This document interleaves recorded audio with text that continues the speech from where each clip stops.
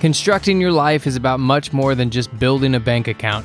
Each week, join real estate entrepreneur and mindset coach Austin Linney as he interviews guests who are constructing their dream lives and impacting the world around them on a daily basis. If you're an entrepreneur or wanting to start a business, or you just want to hear motivating stories of how others have overcome the odds, you are in the right place. And now for your host, Austin Linney. Guys, welcome back to Construct Your Life. This is Austin Linney here, and I'm going to introduce him a different way this time because he's a man of many talents. We have Mr. Bill in the house. I had him on a previous podcast. He's an amazing builder in Marco Island and everything. But Bill, you're an agent too? What, you didn't have enough going on? What's going on? Yeah, I'm a real estate broker as well, man. Yeah, so I do that, and then I kind of do a home watch business on the side. People are like, what's home watch? Very seasonal area over here. So I had some people ask, hey, do you know anybody that will look after our house while we're out of town? And I was like, yeah, I can do it.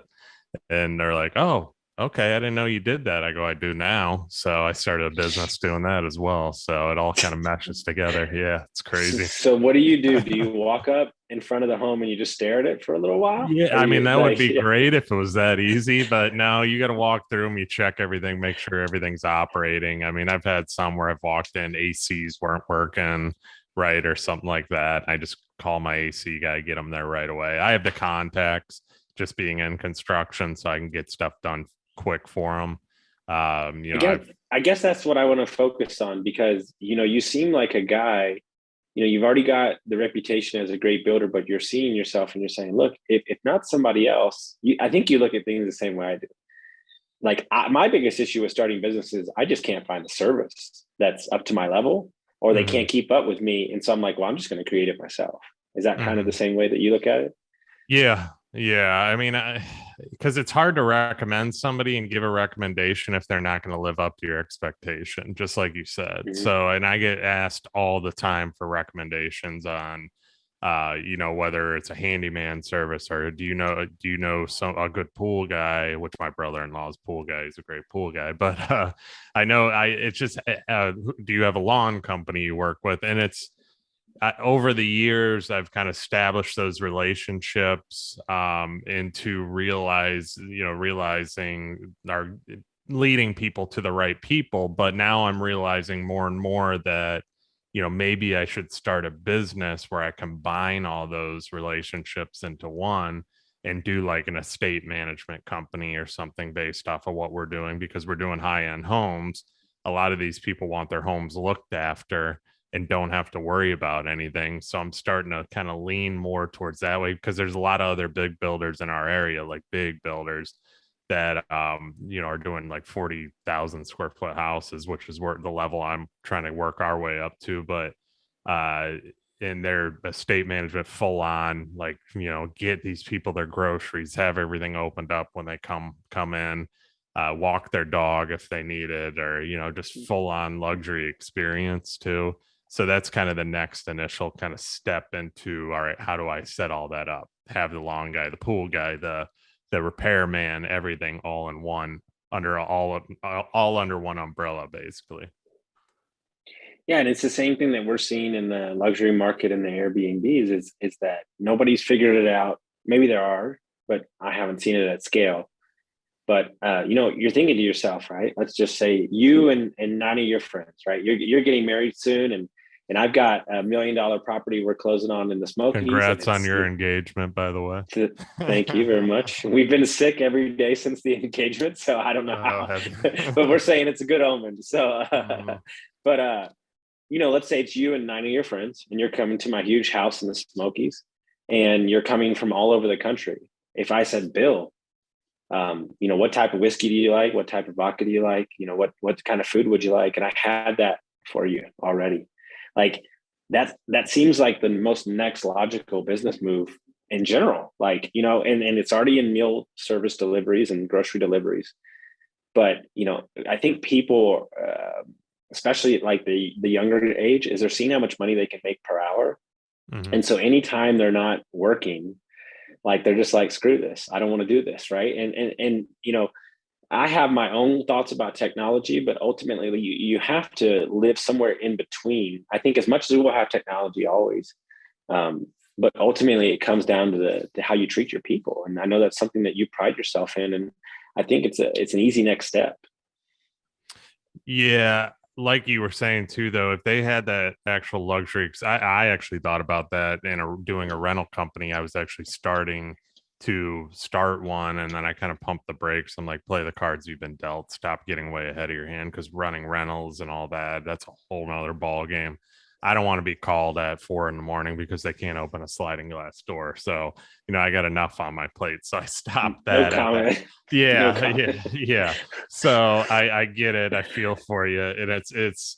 And but I was thinking too, because if you over deliver on the experience, no matter what you do in business in general, but if you're doing like Airbnbs and stuff and you go get them their favorite bottle of vodka or whiskey or have everything set up, not a lot of people are going to that extent. They're not Mm-hmm. over delivering on that experience, that rental experience, that you got to give them. We have a JW Marriott on Marco Island, where we Mm-hmm. build primarily all of our houses.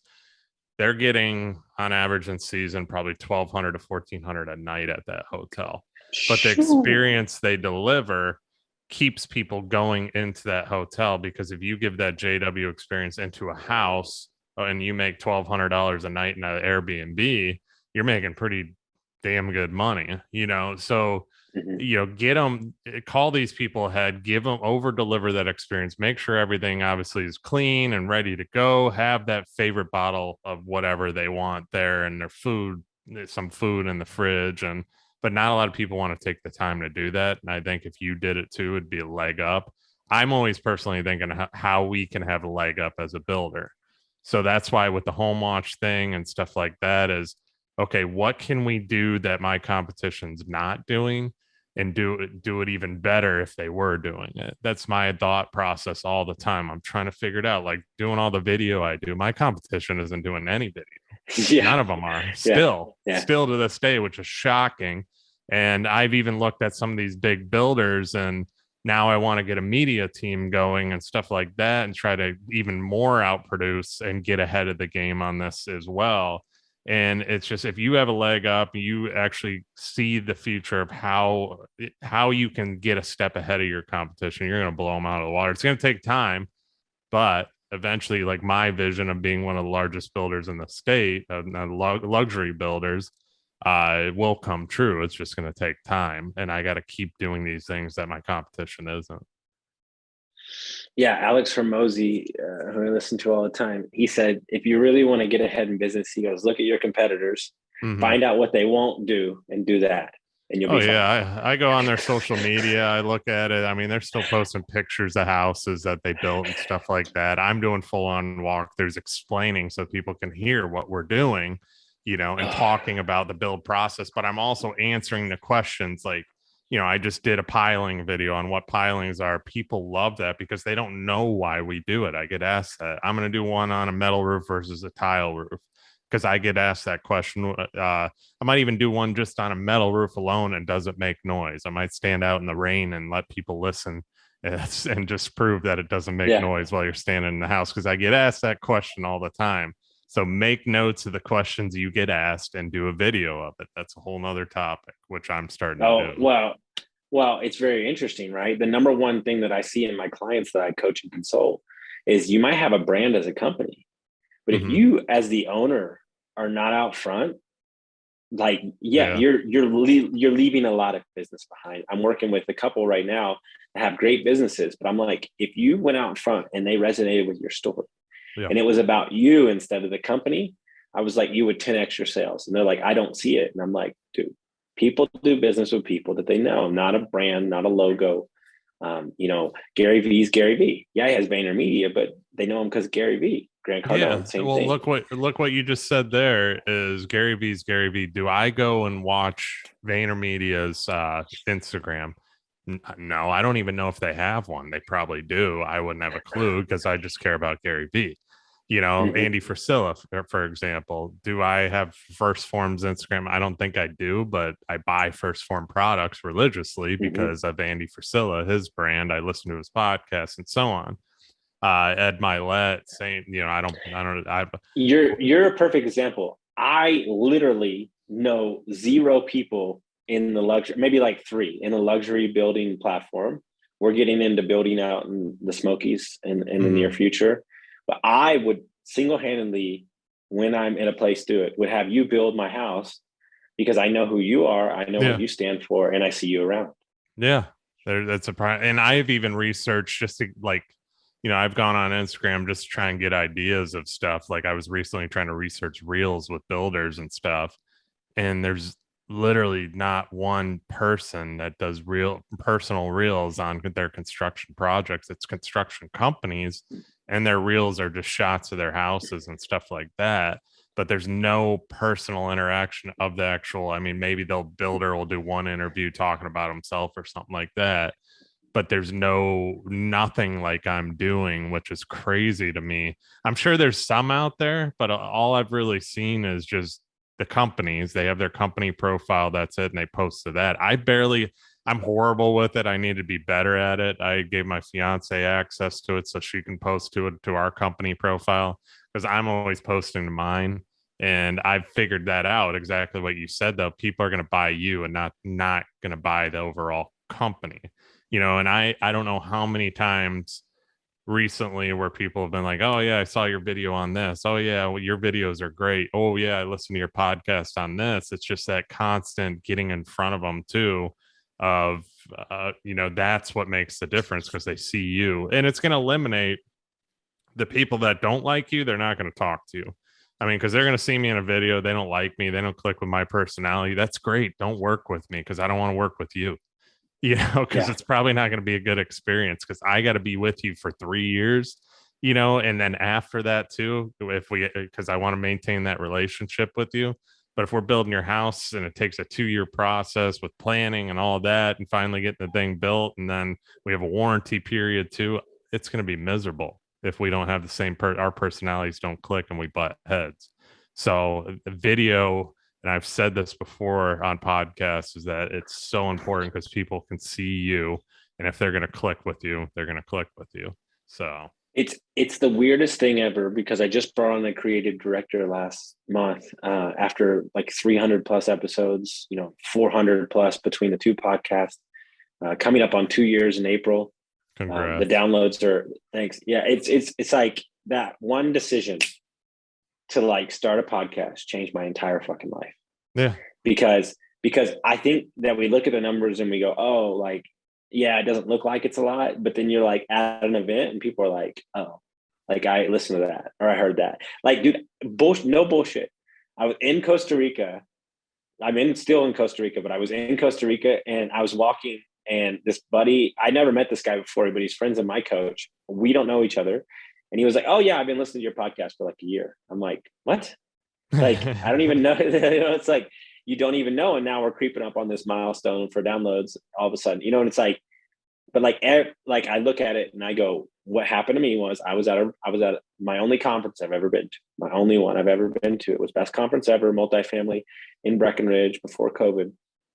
And I was at the conference and there was, hundreds of people there. And I noticed that everybody that they were talking to had a podcast. Yeah. And I was like, I think I need to start a podcast. And then we like bounced around the name right there. And then I went home like the next day and started recording it.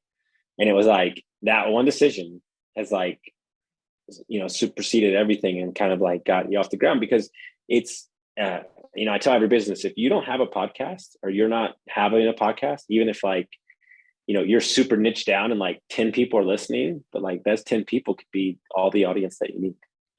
It's true. I mean, it takes time to build it up and so on too, but it's just identical to what you said is with you get discouraged here and there. You see your numbers and you're like, is this really working, this and that? And it only takes that one person. And I don't know how many people I'm building with right now that have said they listen to my podcast, and that's the thing. They're like, oh yeah, we heard your podcast on this. I'm like, oh, you listen to it? You just don't know. You don't know what's going to come out of it until you do it. And yeah, it's a lot of work. It is. I've had times too, I've said it in my podcast where I'm like, I don't even know if I want to keep doing this because I'm so busy, and it's a lot of work, a lot of time out of your day. and the editing and so on. I self-edit mine. I do all my own content, which I should sub it out to somebody. But I'm so picky with how I do my stuff. But I need to eventually, I'm going to get to the point where I'm just going to have somebody do it for me. I got to, but that's a whole nother story. But if you're not doing some kind of content or some kind of marketing in general, that shows who you are, whether it's voice or it's video, it's just, you're going to be left in the dust, because it's getting more and more important. More and more people are watching videos. More and more people are actually watching content or listening to content to select who they want to work with. Yes, reviews are important and that kind of thing too, and referrals and all that will always be important, but they're going to video now because they're seeing who you are or listening to who you are, and then they're picking you because of that and your knowledge and how much all my stuff's helping people. That's all it is. I don't advertise. I don't do anything like that. I just do it to help people.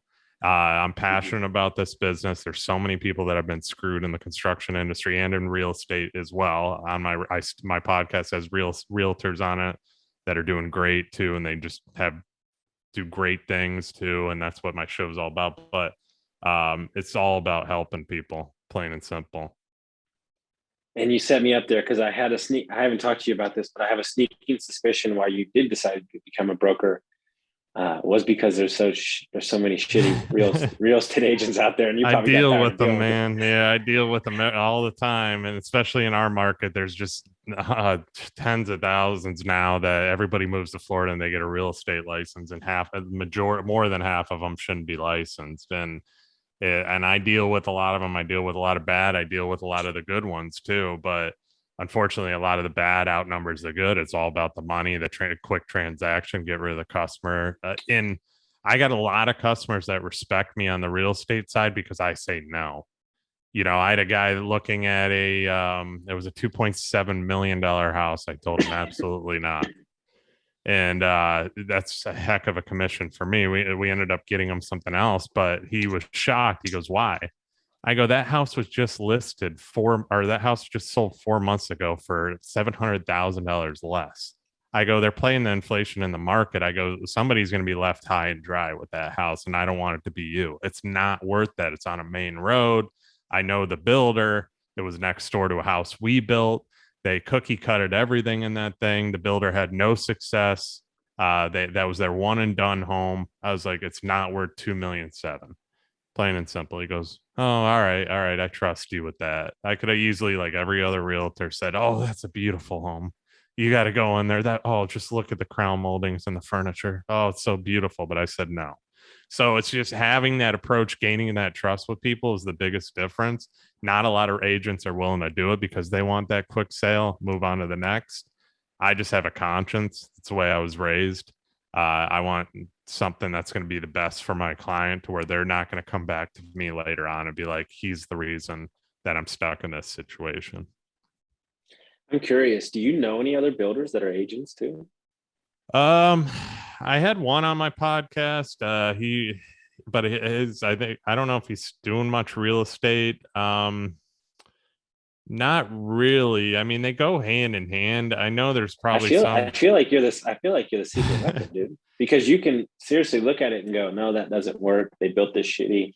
Yeah. Like, "Oh yeah, we can fix this for you. It's going to cost you this much." Like, the answers are just right there. And I get asked it all the time, and a lot of people. I've sold a lot of property, and I mean, I'm obviously always, my main focus will be the building end. I love construction. I love building homes, and I love that aspect of everything. And when I was a kid, I was always building stuff, but the real estate end, it kind of tied in hand in hand. I've always been good at sales. I sold cars at a young age. I had a lot of success. I was one of the top salesmen in that car dealership at like 20 years old, in a pool full of 40 and 50-year-old guys. But I just, real estate goes hand in hand. And then having, like I said, having a conscience to help people goes a long way too. But that trust factor of me selling myself on, I know what goes into an empty lot before a construction, or I know what it takes to build a good house, or looking at a house and what's got cheap cabinet. I walked through a house the other day for a guy.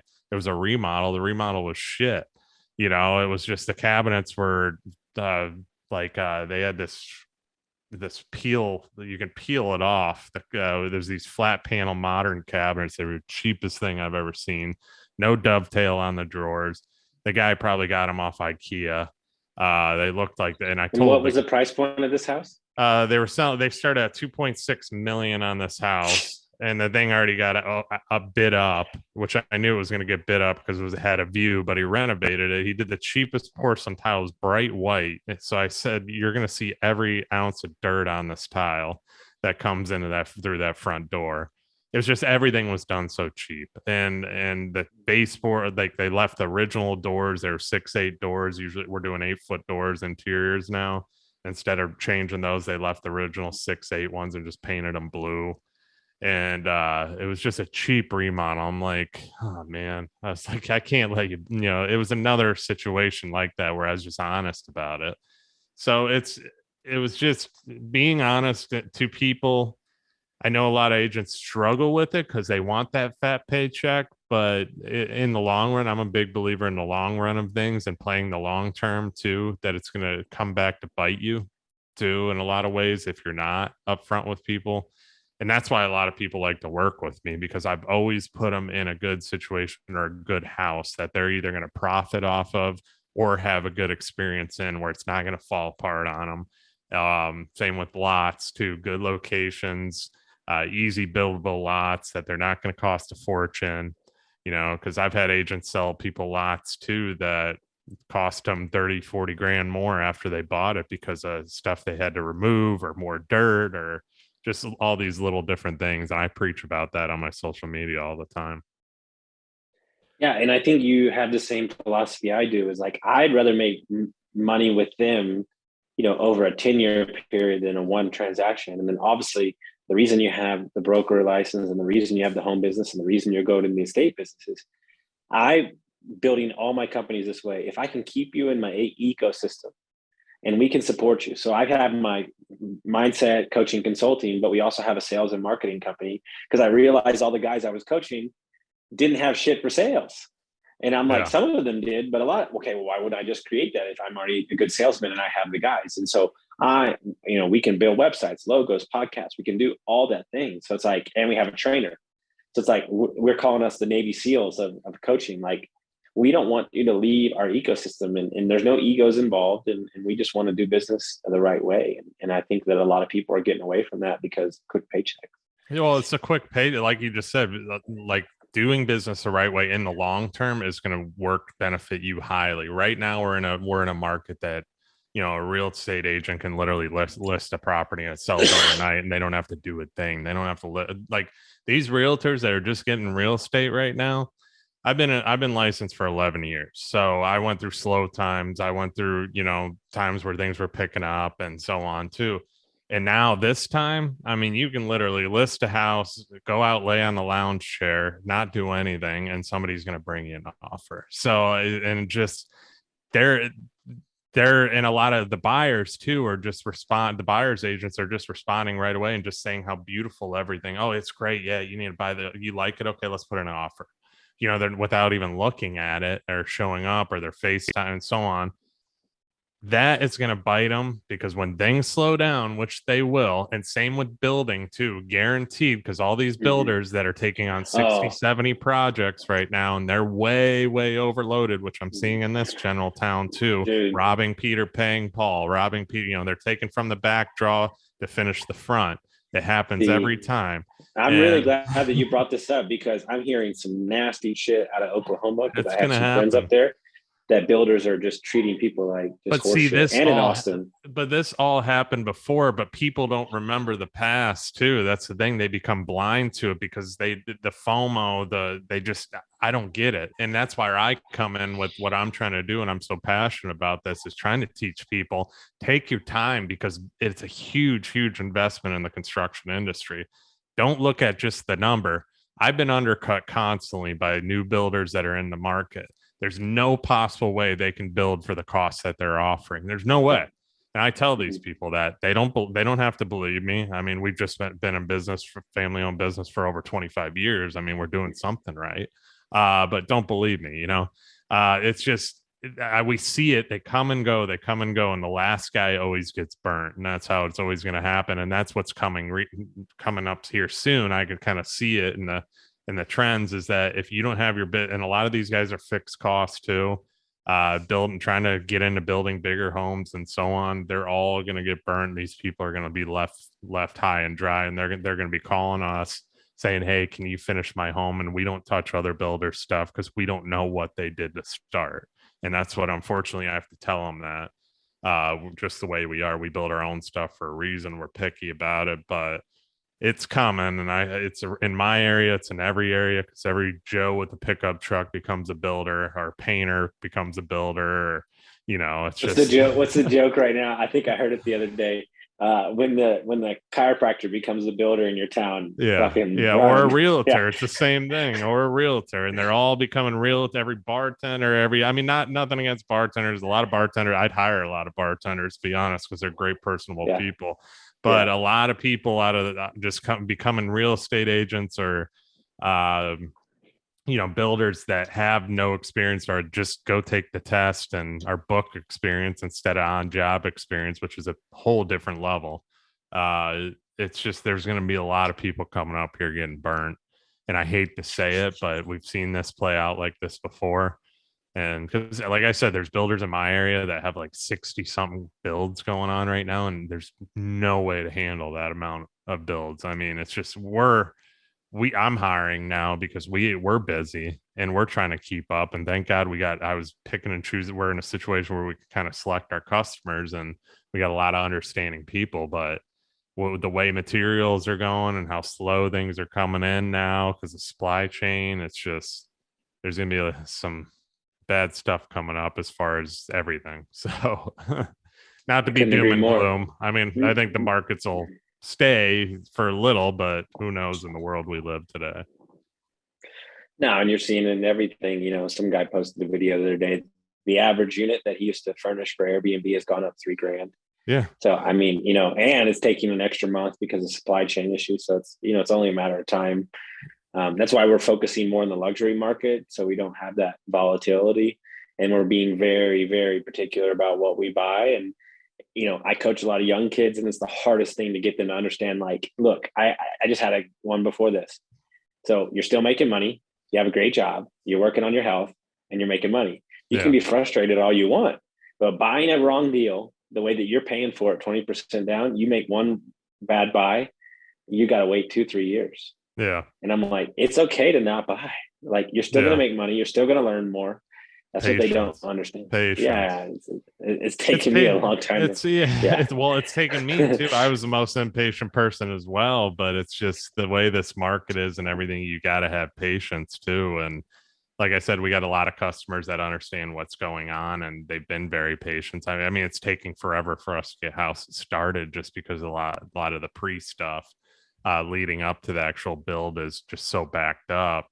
But then once we get them started, we're having delays in concrete and so on too. And all these different little things we just found out we can't get blocks. Our guys got to go to Tampa to get blocked now. And it's just always one obstacle after the other in this business. I jokingly say, if I don't have a full gray head of hair by the end of this year, I'll be shocked, because I got to meditate more. But it's just put your foot on the gas, look forward, man, do what you got to do. I'm a big believer in that. I believe in God, and God has a plan for me, and just obviously, just keep trucking forward as much as we can. And that's what we're doing. And like I said, we got a lot of great customers that are understanding. Some of them I have to kind of tell, hey, supply chain is what it is. You guys turn on a TV, you can see it. With what's going on in the world now as we speak, I think it's going to get a little bit tighter. So it should be an interesting next couple of months coming up here of what's going to actually happen with trucker convoys and all this forming. So just we got to do what we got to do, kind of focus on what we got to do to get stuff done. I mean, that's it pretty much. So yeah, I think the number one thing that I changed my life was realizing that because I was highly emotional most of my life. Something I worked really hard on the last 3 years is just taking a step back and saying, what can I control in this situation? That's all. I can't control who the president is. I can't control what the trucker convoys are coming. I can't control what Russia's doing, but I can focus on me and take care of my health and work and take care of the people in front of me. I think everybody's looking to take care of the person that they haven't met yet instead of the people that are right in front of you. Yeah. And they're looking to change something they can't change. I mean, you can't change who the president is. You can't I mean, you can vote, but you can't change what Putin's going to do across the seas. You can't change, what's going to happen tomorrow. I mean, you can change yourself. That's what you can focus on. But other people, I mean, they're going to focus on themselves too. It's just like exactly what you said. And I'm trying to get better at that too. It's hard with all the surrounding noise we have. And what you said, I was actually thinking about that yesterday. I'm like, focus on you.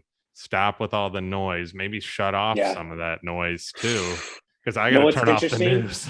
You know what's interesting? There's some guys I watch that I respect, and I can see them going on tilt, and I'm like, I can see it on their social media, and I'm like, you're in danger zone right now. Yeah. Don't get wrapped up in this stuff. There's business to handle in front of you. Yeah. And it's like, I have to tell my guys too, I'm like, hey, you got a mission over here and you got employees. Fuck all that noise over here. Right here. Yeah. So that's hard. I do like words for the year, like themes, words. So I just carried the same one over for 2 years, and it was emotional stability. Yeah. Like, and I started studying like stoicism and stuff. And I just wanted to make sure that if I was going to be the true CEO, then I needed to, and it's really hard, because part of what makes me great is I feel really deep, but and that makes me relatable and vulnerable and all that stuff. But ultimately, in the near future, I want to be a father, and nobody's going to test your patience like the kids. So I need to make sure that I got my shit together.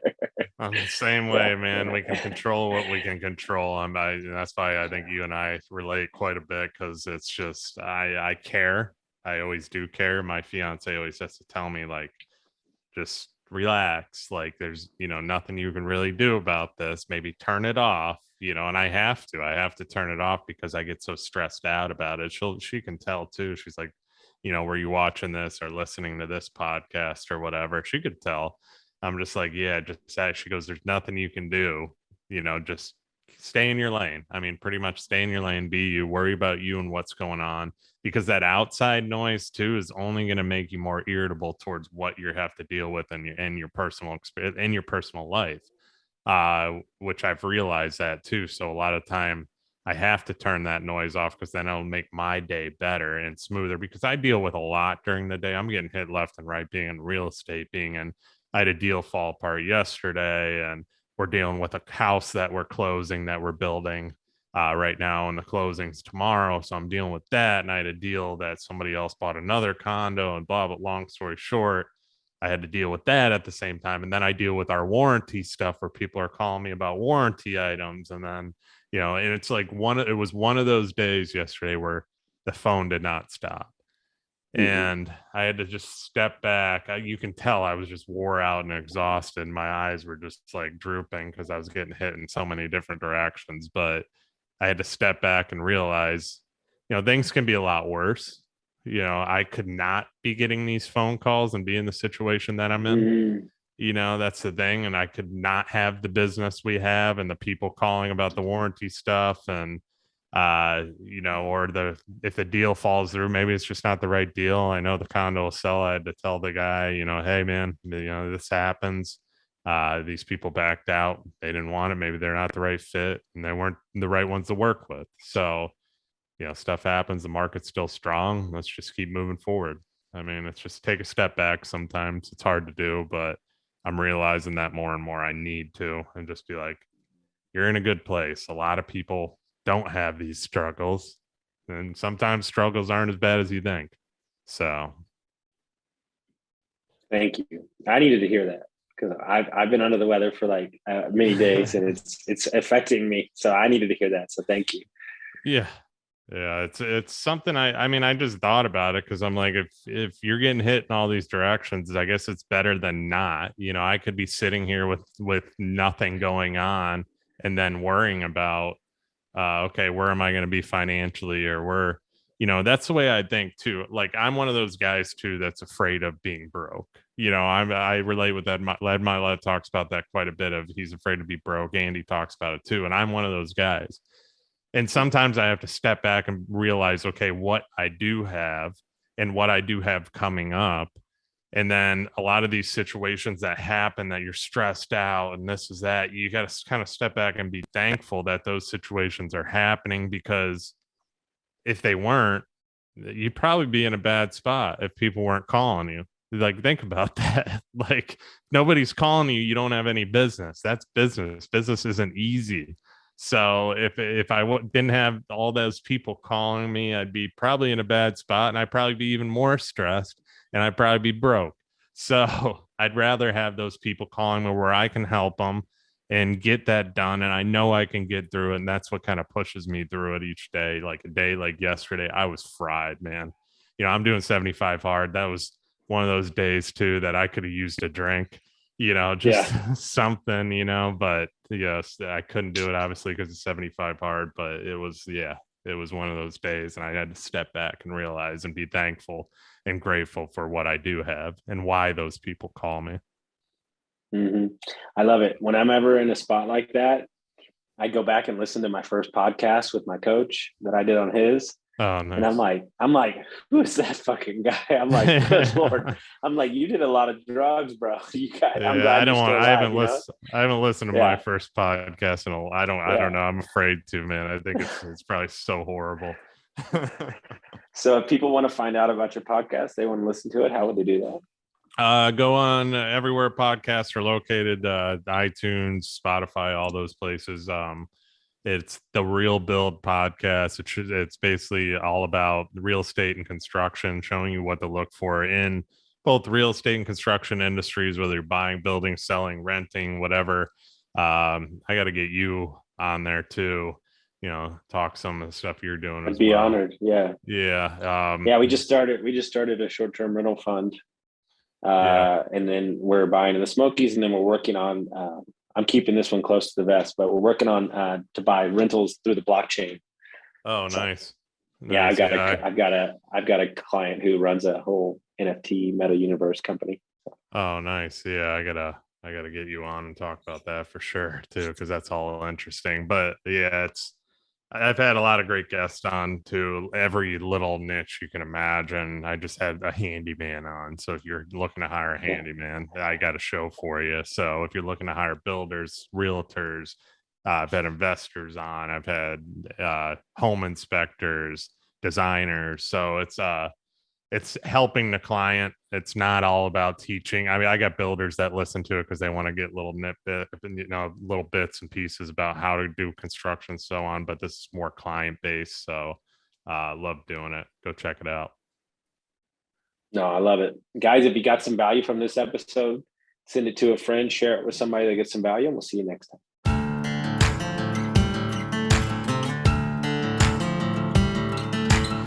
Thank you for listening to Construct Your Life with Austin Linney. If you enjoyed this episode, be sure to rate, review, subscribe, and pay it forward by sharing with a friend. Most importantly, take this opportunity to start constructing your life by taking immediate action on what you learned. For show notes, resources, and more information on one-on-one coaching with Austin, visit constructyourlifepodcast.com.